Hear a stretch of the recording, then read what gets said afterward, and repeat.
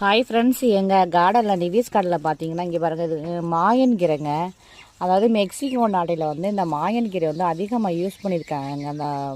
இந்த கீரை வந்து இந்த கீரையில் வந்து ஏகப்பட்ட சத்துக்கள் இருக்குங்க. மாயன் கீரை இங்கே பாருங்கள், இந்த நம்ம ஏரியாவில் பார்த்தோன்னா இந்த கீரையை இதோடைய மாடல் பார்த்தீங்கன்னா மரவள்ளி கிழங்கு அந்த குச்சியில் பாருங்கள் இருக்கும் இதில் அதே மாதிரி இருக்குங்க.